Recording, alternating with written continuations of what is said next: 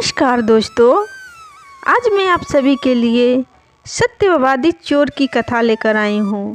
किसी गांव में नामदेव जी नाम के एक अच्छे और सच्चे संत थे। एक बार की बात है, संत नामदेव जी रात के समय कहीं जा रहे थे कि उन्हें एक व्यक्ति मिला। वह चोर था और चोरी करने निकला था।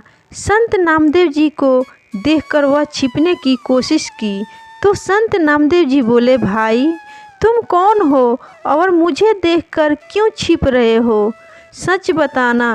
उस चोर ने संत नामदेव जी को पहचान कर उनको प्रणाम किया और बोला, महाराज मैं चोर हूँ और चोरी करने जा रहा हूँ।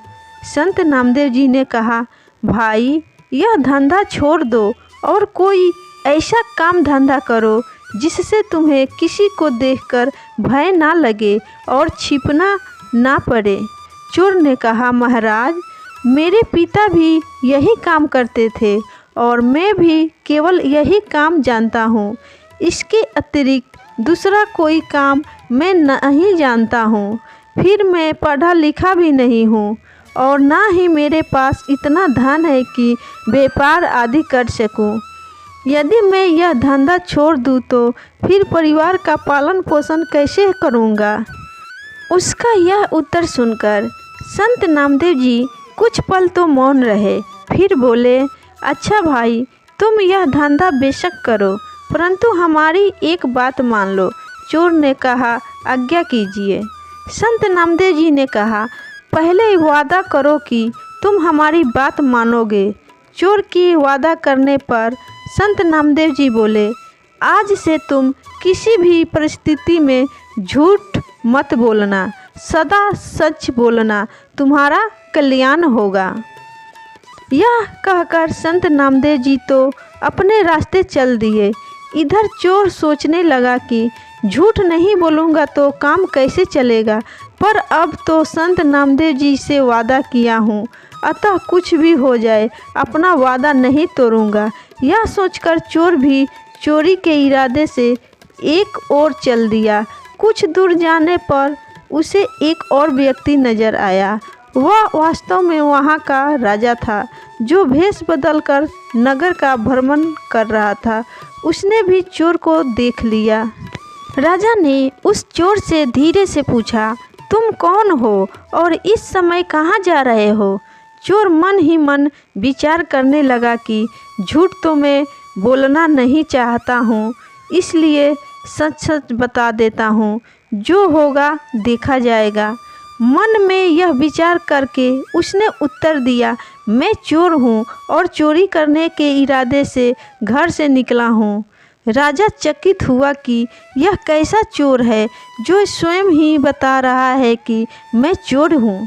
उसने आश्चर्य प्रकट करते हुए कहा, क्यों हंसी करते हो, तुम अवश्य ही कोई सैनिक अथवा गुप्तचर मालूम होते हो। चोर ने कहा, नहीं मैं मजाक नहीं कर रहा हूँ, मैं वास्तव में ही चोर हूँ और चोरी करना मेरा धंधा है। राजा ने कहा, भाई चोर तो मैं भी हूँ, परंतु अभी नया नया ही यह धंधा शुरू किया हूँ। अच्छा हुआ तुम मिल गए, आज दोनों मिलकर चोरी करते हैं। यदि तुम्हारा ख्याल हो तो राजमहल में चोरी करे। चोर बोला, पागल हो गए हो क्या, राजमहल में कैसे घुसेंगे। राजा ने कहा, घबराओ नहीं, मेरी बात ध्यान से सुनो। मैं पहले राजमहल में नौकर था, परंतु राजा ने किसी बात पर रुष्ट होकर मुझे नौकरी से निकाल दिया। चूँकि राजा ने मुझे निकाला था, इसलिए दूसरा कोई मुझे नौकरी देने को तैयार नहीं हुआ, इसलिए मैंने यह धंधा अपनाया। मुझे राजमहल के एक एक गुप्त द्वार का पता है, चलो आज राजमहल में भाग्य आजमाते हैं। यह कहकर राजा उस चोर को साथ लेकर राजमहल के पिछवाड़े जा पहुंचा और गुप्त मार्ग का द्वार खोलते हुए बोला, तुम पुराने चोर हो, अंधेरे में देखने का तुम्हें अभ्यास है, इसलिए तुम अंदर जाकर माल बटोर लाओ, मैं यहीं पहरा देता हूँ। चोर ने कहा, इतने बड़े महल में मुझे कैसे मालूम होगा कि माल कहाँ रखा है। राजा उसे खजाने का रास्ता और वहां तक पहुंचने की सब युक्ति समझा दी। चोर अंदर घुसा और खजाने के द्वार पर जा पहुंचा। वहां दीवार पर एक चरखी लगी हुई थी। उसे घुमाते ही द्वार खुल गया। चोर ने देखा वहां अनेकों बड़े बड़े मजबूत बक्से रखे हैं जिनमें बड़े बड़े ताले लगे हुए हैं। उसने चाबियों का गुच्छा तथा कुछ दूसरे औजार निकाले और एक बक्से का ताला खोलने की कोशिश की, परंतु उसकी सब कोशिश असफल हुई। उसने यह सोचकर कमरे में दृष्टि दौड़ाई कि शायद कोई लोहे की सलाख वगैरह मिल जाए। तभी उसकी निगाह एक बक्से पर पड़ गई जो साइज में छोटा था और एक बड़े बक्से के ऊपर रखा हुआ था। उसने उसका ताला खोलने की कोशिश की। थोड़े ही प्रयत्न से ताला खुल गया।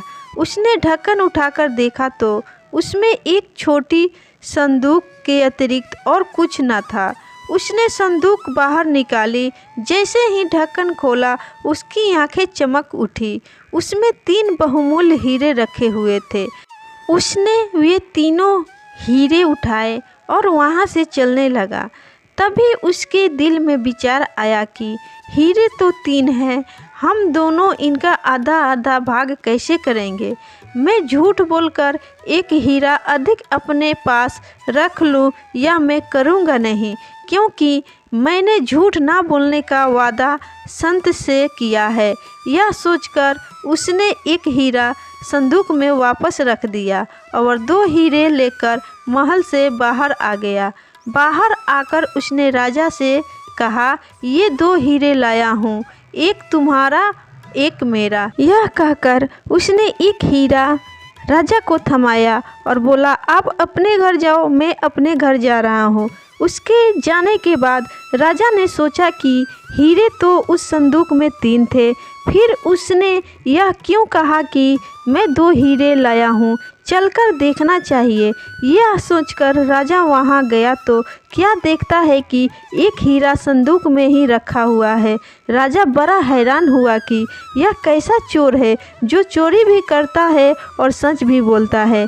राजा ने खजाने का द्वार खुला छोड़ दिया और अपने शयन कक्ष में जाकर सो गए।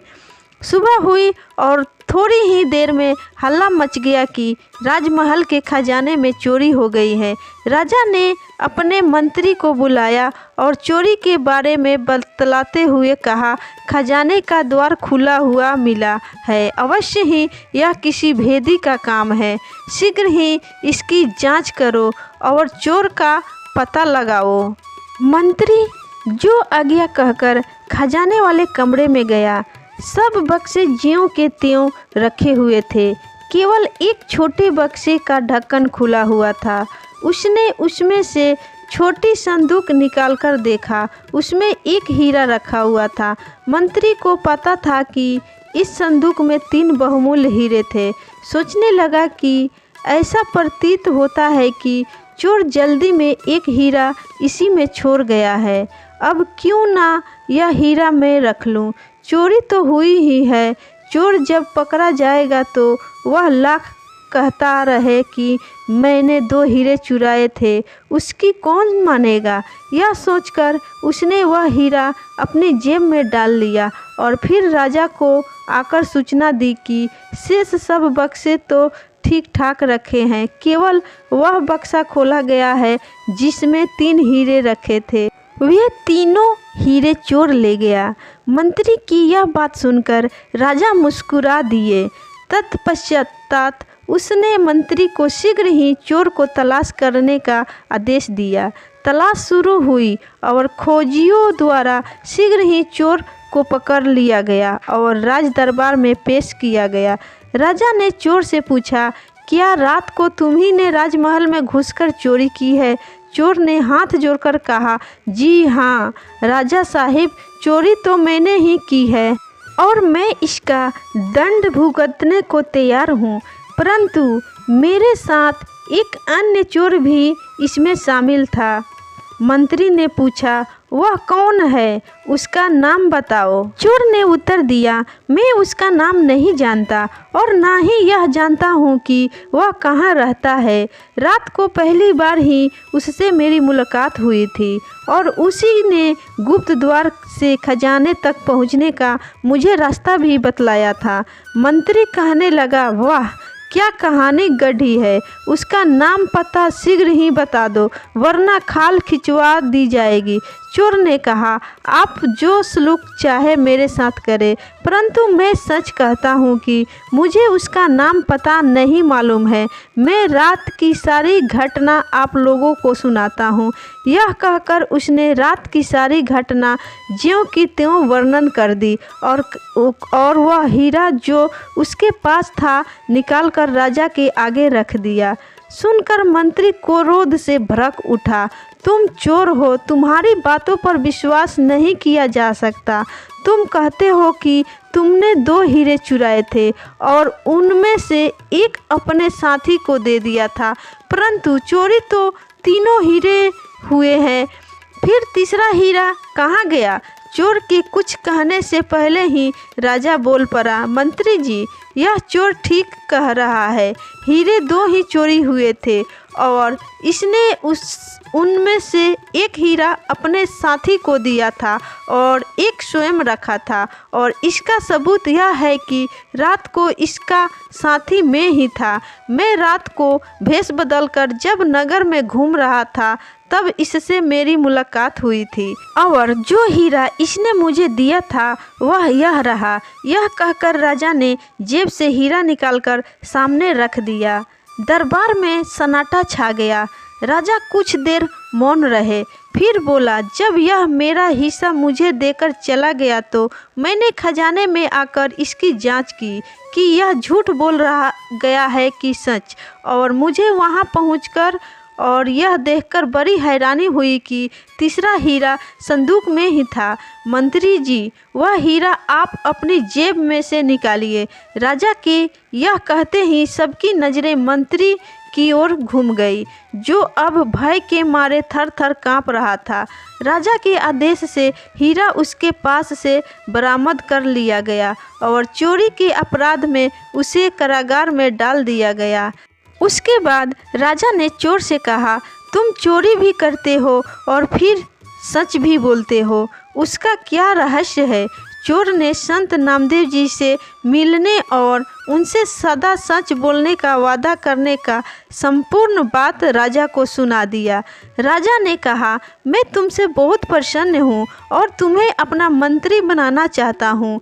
चोर ने कहा, राजा साहिब, यह आपकी मेहरबानी है, परंतु जिनका वचन मानने से ही आज मुझे आप मंत्री पद देने को तैयार हो गए, मैं तो अब उनकी ही शरण में रहूँगा और उनके वचन अनुसार चलकर अपने जीवन का कल्याण करूँगा। ऐसा मैं निश्चय कर लिया हूँ।